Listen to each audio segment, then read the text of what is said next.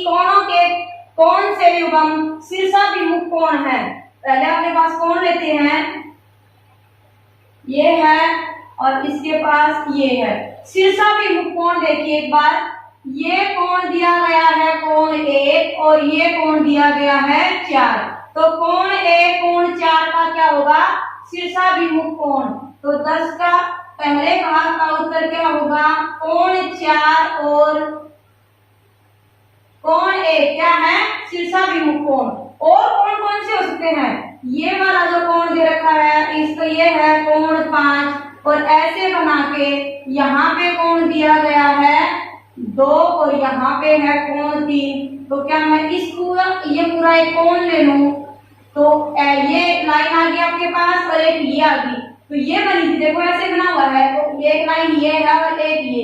तो कोण 4 कोण 1 का शीर्षाभिमुख है कोण है, ये हम बना चुके हैं। तो ये दिया गया है 5 और ये क्या है पूरा 2 जमा 3। तो दूसरा जोड़ा क्या बनेगा, कोण 5 और कोण 2 जमा कोण 3। तो ये दोनों क्या है, 2 जोड़े हैं, एक है कोण 4 और कोण 1 का और दूसरा है कोण 5 और कोण 2 जमा 3 का। ये होंगे शीर्षाभिमुख कोण। भाग 2 है इसका, रैखिक युग्म है। रैखिक युग्म का मतलब आपके पास सीधी रेखा में रैखिक युग्म क्या होते हैं, 2 कोण जिनका जोड़ हो वो क्या हो 180। 2 आसन्न कोण कहेंगे। रैखिक युग्म में कैसे होते हैं, 2 आसन्न कोण, यानी कि आसन्न कोण की तीनों शर्तों को मानने वाले हो और उन दोनों कोणों का जोड़ भी क्या हो 180 डिग्री। 180 डिग्री का मतलब हुआ वो दोनों कोण क्या बनाते हो, जो भुजाएं उभयनिष्ठ नहीं है वो एक रेखा में हो, एक सीधी रेखा बनाते हो। तो कौन सा बनेगा, ऐसे 2 कोण जो एक सीधी रेखा बनाते हैं कौन से होंगे, ये देखिए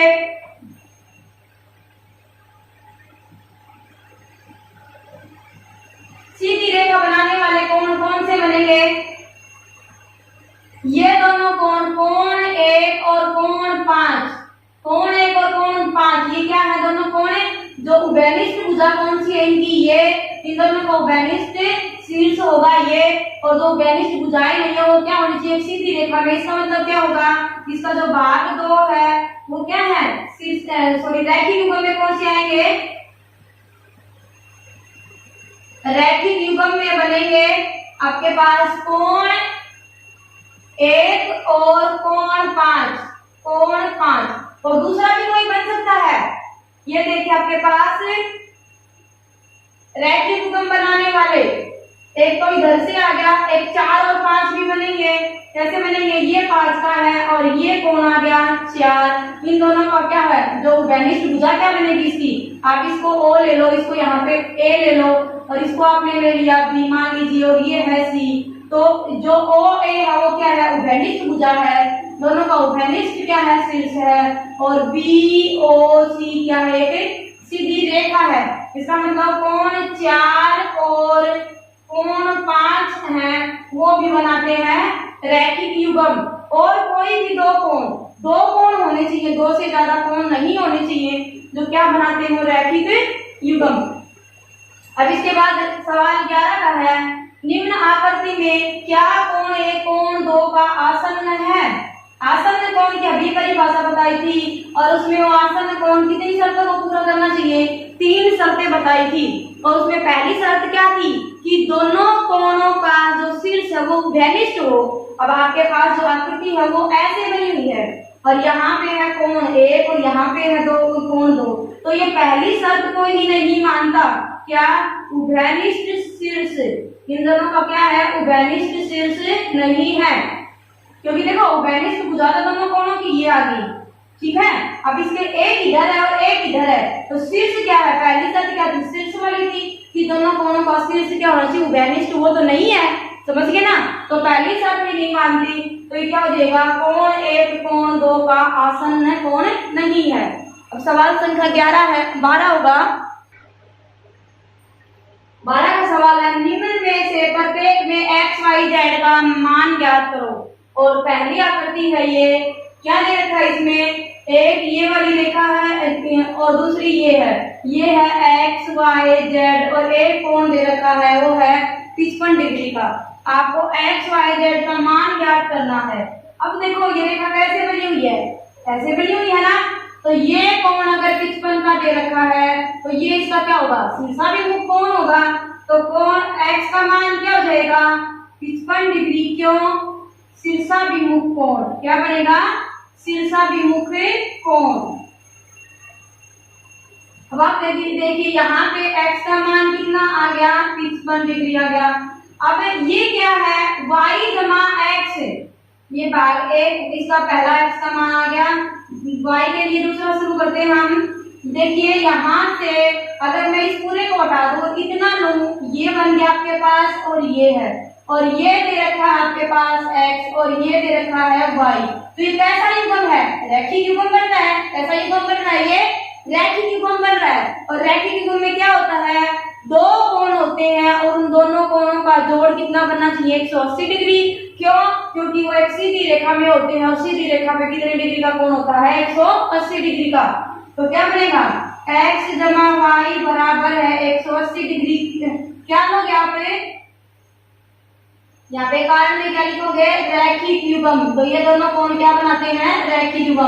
x का मान कितना है हमारे पास, 55, x का आ गया 55 डिग्री जमा y बराबर है 180।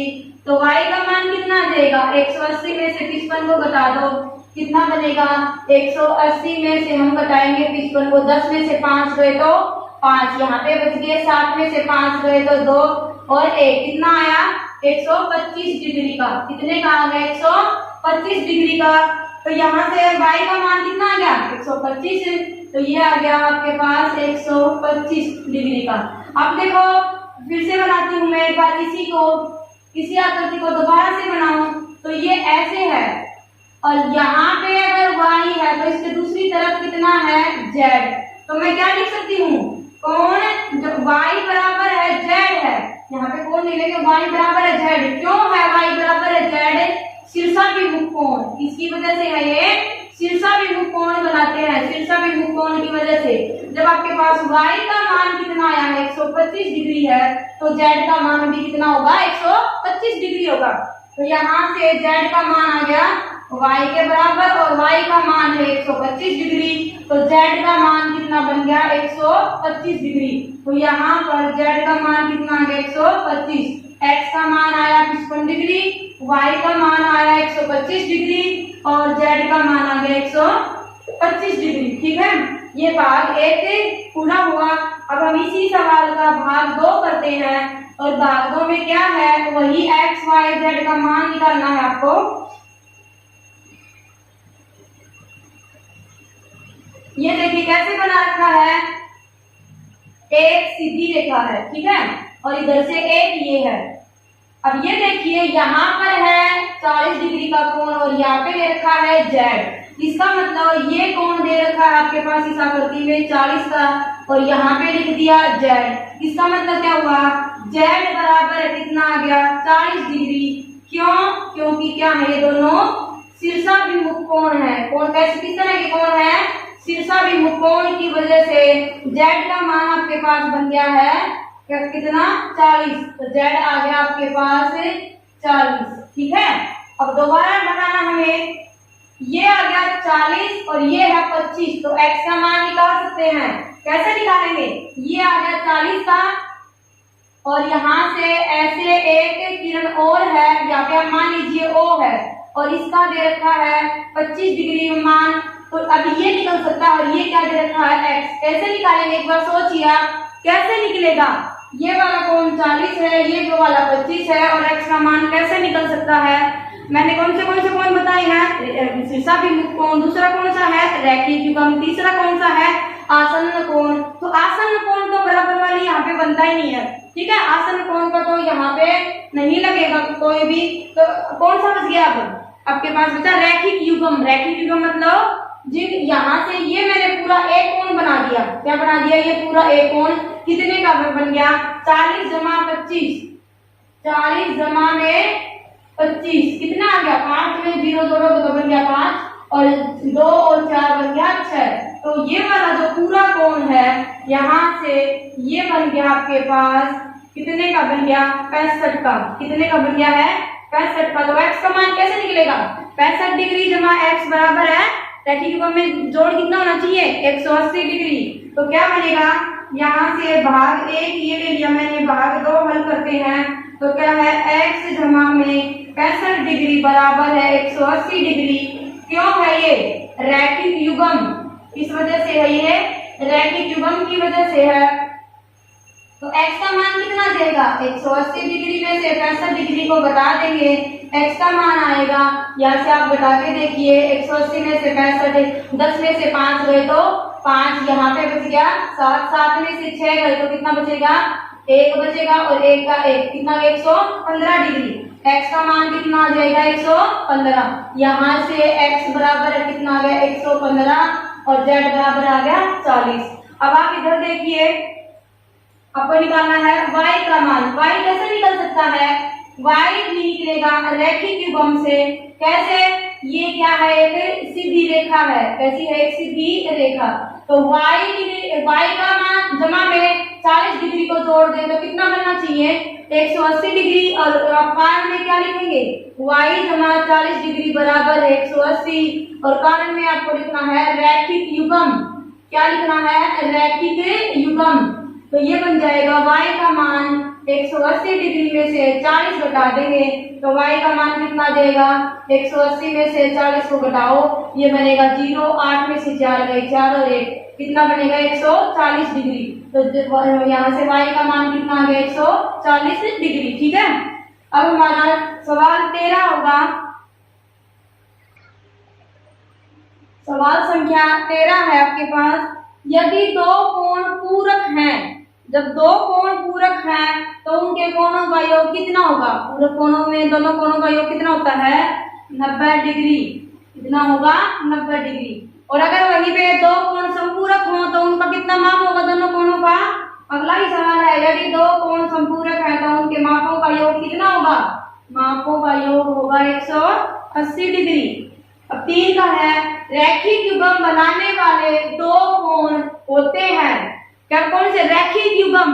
जब रैखिक युग्म में दोनों कोणों का जोड़ कितना होता है? वो एक सीधी रेखा में बनते हैं, और सीधी रेखा में बनने की वजह से इन दोनों कोणों का मान क्या होगा? ये कोण ले लो, कोण 2, तो कितना होगा? 180 डिग्री का। और 180 डिग्री के कोण को क्या बोलते हैं? संपूरक कोण। कैसे होते हैं कोण? कैसे होते हैं? संपूरक। कैसे होंगे? संपूरक कोण होते हैं। या आप ऐसे कर दो कि संपूरक जो कोण सारे नहीं होते, ठीक है ना। रैखिक युग्म बनाने वाले क्या होते हैं? संपूरक होते हैं। और जब दो कोण संपूरक हो तो हम कह सकते हैं वो क्या बना सकते हैं? रैखिक युग्म बना सकते हैं। यदि दो कोण संपूरक है तो वे बनाते हैं, क्या बनाएंगे? रैखिक युग्म। क्या बनाएंगे? ये एक दूसरे का उल्टा ही दे रखा है। रैखिक युग्म है तो संपूरक है, और संपूरक है तो रैखिक युग्म है। अगला है, यदि दो संख्याएं, दो रेखाएं एक दूसरे को एक बिंदु पर प्रतिच्छेद करती हैं। दो रेखाएं हैं और वो दोनों एक दूसरे को एक बिंदु, और उस बिंदु को मैंने O ले लिया, ठीक है, प्रतिच्छेद करती है तो शीर्षाभिमुख कोण हमेशा, हमने अभी अभी किया था, शीर्षाभिमुख कोण क्या होगा? शीर्षाभिमुख कोण हमेशा क्या होते हैं? समान होते हैं। शीर्षाभिमुख कोण हमेशा क्या होते हैं? हमेशा समान। यहाँ पे क्या आएगा? समान होते हैं, ठीक है। शीर्षाभिमुख कोण की हमने इससे पहले वाला सवाल जब हल किया तो उसमें आया था कि शीर्षाभिमुख कोण की सहायता से ही हमने x, y, z के मान निकाले थे, याद होगा ना। अब इससे अगला देखो, यदि शीर्षाभिमुख कोणों का एक युग्म न्यून कोण है तो दूसरा युग्म कैसा होगा? अब देखिए इसको थोड़ा सा समझते हैं। ये है शीर्षाभिमुख कोण और ये कोण है 1 और ये कोण है 2, और यहाँ से मैंने ये ले लिया, ये कोण 3 है, और आप मान लीजिए ये वाला कोण है, ये आ गया 4। कोण 1 का मान है वो है, आप मानो एक बार 25 डिग्री का है, ठीक है। तो कोण 1 और कोण 2 बराबर होंगे, तो कोण 2 का मान भी कितना हो जाएगा? 25 डिग्री। तो अब आप देखिए रैखिक युग्म की सहायता से आप कोण 1 जमा कोण 4 क्या होगा? 180 डिग्री। 180 डिग्री। कोण 1 जमा कोण 4 जब 180 डिग्री का होगा तो कोण 4 का मान क्या होगा? 180 में से 25 जाएगा तो कितना बनेगा 180 डिग्री में से 25 को हम माइनस करेंगे, 10 में से 5 गया 5, यहाँ पे बच गया 7 में से 2 गए 5, 155। तो ये कितना आ गया 155। कहने का मतलब क्या हुआ, कोण 1 और कोण 2 दोनों क्या है, न्यून कोण है, दोनों क्या है, न्यून कोण। तो एक जो जोड़ा है, एक युग्म है, शीर्षाभिमुख कोण क्या होंगे 4 है, तो यहाँ से एक जोड़ा बना 1 जमा 2 का, वो बना दिया न्यून कोण। तो दूसरा जोड़ा किसका बनेगा, कोण 3 और कोण 4 का जोड़ा बनेगा, तो वो कैसा कोण होगा, अधिक कोण होगा। कैसा होगा, अधिक कोण। मैंने एक उदाहरण की सहायता से इसको समझा दिया। अगर एक जोड़ा न्यून कोण है तो दूसरा जोड़ा क्या होगा, अधिक कोण। तो यहाँ पे आप क्या लिखोगे, दूसरा युग्म क्या होगा, अधिक कोण होगा। अब हम इस प्रश्नावली का अंतिम सवाल हल करेंगे। 14 का सवाल है, संलग्न आकृति में निम्न कोण युग्मों को नाम दीजिए। शीर्षाभिमुख अधिक कोण, क्या एक तो शीर्षाभिमुख होने चाहिए, और शीर्षाभिमुख कोण कैसे होते हैं, एक शीर्षाभिमुख अधिक कोण होगा, एक युग्म और दूसरा क्या होगा, शीर्षाभिमुख न्यून कोण का होगा। तो इसने पूछा है शीर्षाभिमुख कोण भी होने चाहिए और अधिक कोण। तो इस प्रश्न सवाल को हल करने के लिए हम क्या देंगे, यहाँ पे हमने दे दिया, इसको हम कहेंगे कोण 1, इसको कहेंगे कोण 2, ये है कोण 3, ये आ जाएगा आपके पास कोण 4 और ये आ जाएगा कोण 5। हम ऐसे कोण मान लेंगे, ठीक है। पहला है शीर्षाभिमुख हो और अधिक कोण हो। तो यहाँ पर देखिए आप, अधिक कोण हो, कोण 1 और कोण 4 कैसे है, शीर्षाभिमुख कोण है, कैसे है, शीर्षाभिमुख कोण, ठीक है। और दूसरा कोण 2 जमा 3 और 5 कैसे हैं, शीर्षाभिमुख कोण, ठीक है। तो ये देखो कोण 1 और कोण 4 है, ये कैसे है, शीर्षाभिमुख है, लेकिन न्यून कोण है, दिख रहे हैं बिल्कुल छोटे हैं। और ये वाला कोण है, ये दोनों क्या है, 2 जमा 3 और 5 क्या है, कोण बड़े हैं। तो इसमें आपके पास क्या आएगा, पहले भाग में कोण 2 जमा 3, कोण 2 जमा 3 और कोण 5 आएगा। और कोण 2 जमा 3 को हम क्या लिखेंगे, ए ओ डी, क्या लिखेंगे यहाँ पे, ए ओ डी, और कोण 5 को बी ओ सी, कोण लिख दिया मैंने बी ओ सी। ये होगा हमारे पास भाग 1 पहले भाग का उत्तर कि ये दोनों कोण है, ये शीर्षाभिमुख कोण भी है, ये वाला कोण और ये वाला कोण, और दोनों कैसे हैं, अधिक कोण है। भाग 2 है आसन्न पूरक कोण, वो कोण आसन्न कोण भी होने चाहिए और पूरक कोण भी होने चाहिए, ठीक है। पूरक कोण कौन से होते हैं, जिन दो कोणों का योग है वो 90 डिग्री हो, ठीक है। तो यहाँ से बनेगा कि 90 डिग्री का हो और आसन्न कोण भी होने चाहिए, ठीक है। ये बनेंगे 90 डिग्री का कोण आपके पास कौन सा है, ये रहा और ये रहे। तो दो आसन्न भी होने चाहिए और पूरक कोण होने चाहिए। तो कौन सा बनेगा, ये देखो कोण 1 और कोण 2 आसन्न कोण है, क्यों, क्योंकि तीनों शर्तें पूरी करते हैं। तीनों शर्त में से पहली शर्त है कि इनका शीर्ष वो बेनिष्ठ होना चाहिए, एक भुजाओ बेनिष्ठ होनी चाहिए जो ओ ए है, और जो बेनिष्ठ भुजा नहीं है वो बेनिष्ठ भुजा के एक तरफ होनी चाहिए। इसका मतलब कोण 1 और कोण 2 कौन से हैं, आसन्न कोण है। अब पूरक के लिए क्या चाहिए कि दोनों कोणों का योग करें, वो कितना आए, 90 डिग्री। देख लो कि बिल्कुल सीधी रेखा है, तो कोण 3 भी 90 डिग्री का है, 1 जमा 2 भी 90 डिग्री का है। तो इसने क्या पूछा, आसन्न पूरक कोण। तो कोण 1 और कोण 2 होंगे आसन्न पूरक कोण। कोण 1 को क्या बोलोगे, बी ओ ए, ये बनेगा बी ओ ए, और कोण 2 को क्या बोलोगे, ए ओ ई, कोण ए ओ ई, ठीक है। अगला है समान हो और संपूरक कोण हो। संपूरक कोण मतलब दोनों कोणों का योग कितना होना चाहिए, 180 डिग्री, और समान भी होने चाहिए। समान कैसे, 1 जमा 2 90 का है, और 3 का कोण भी कितने का, 90 का है। समान कोण, समान संपूरक कोण कितने डिग्री के होते हैं, तो पता ही है, दोनों कोणों का योग हो 180 डिग्री और दोनों बराबर हो तो कितने कितने में बटेंगे, 90 जमा 90 में। तो 3 को 1 जमा 2, 1 जमा 2 और दूसरा होगा कोण 3, 1 जमा 2 को हम क्या लिखेंगे, यहाँ से शुरू कर दो बी ओ ई, 1 जमा 2 पर सारा ये सारा भाग लेना है, यानी कि ये पूरा कोण क्या होगा BOE। कोण बना यहाँ से BOE, और दूसरा कोण क्या बनेगा, कोण 3 को हम क्या लिखेंगे EOD। कोण क्या लिख दो EOD। ठीक है। अगला है असमान हो लेकिन समपूरक कोण हो। असमान हो, समान भी नहीं हो, और दोनों कोणों का योग कितना होना चाहिए 180 डिग्री होना चाहिए। तो यहाँ से कौन से बन रहे हैं 180 डिग्री का कोण का बनेगा एक सीधी रेखा हो, तो ये कौन सा बनेगा आपके पास, ये देखिए 4 और 5 है, ये न्यून कोण है और ये अधिक कोण है, और ये सीधी रेखा क्या है BOD। सीधी रेखा पर एक कोण ये बन रहा और एक कोण ये रहा। ठीक है। दूसरा ये भी बन सकता है कोण 1 और कोण 5, कोण 1 और कोण 5, ये भी क्या बना रहे हैं सीधी रेखा है, 1 और 5 मिलके क्या बना रहे हैं संपूरक कोण बना रहे हैं। और क्या बन सकता है यहाँ से 2 जमा 3 और 4 का, 2 जमा 3 कर दो और 4 करोगे तो कैसे बनेंगे आपके पास रैखिक असमान बनेंगे, और कैसे होंगे समपूरक कोण होंगे। तो यहाँ से हम ये लेंगे कोण 1 और कोण 5। कोण 1 को मैंने क्या लिखा AOB और कोण BOC। एक ही कोण तो ये बन गया, और दूसरा क्या बनेगा BOC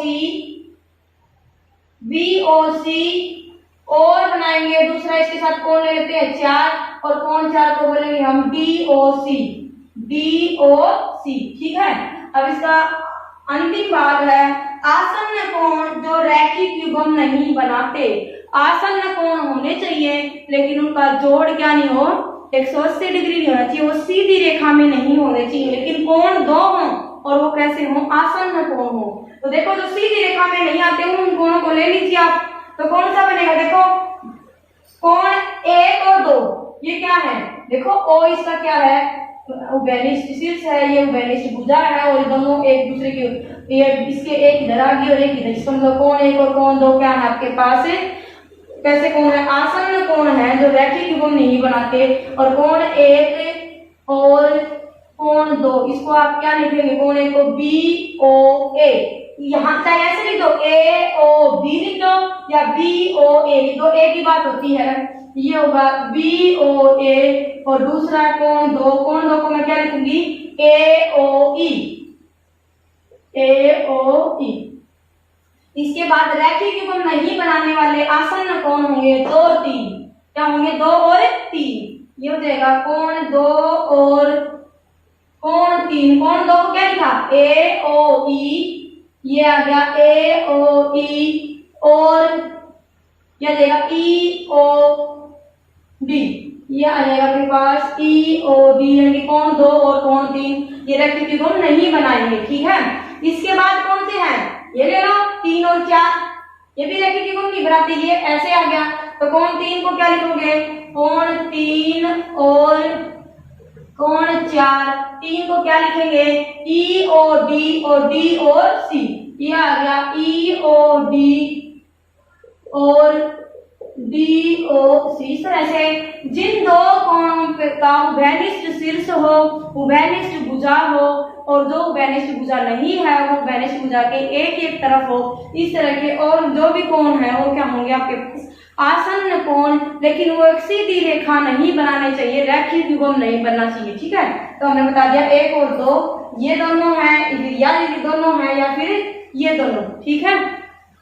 अब इसी के साथ प्रश्नावली 5.1 पूरी होती है, और अगले वीडियो में हम हाजिर होंगे प्रश्नावली 5.2 के साथ।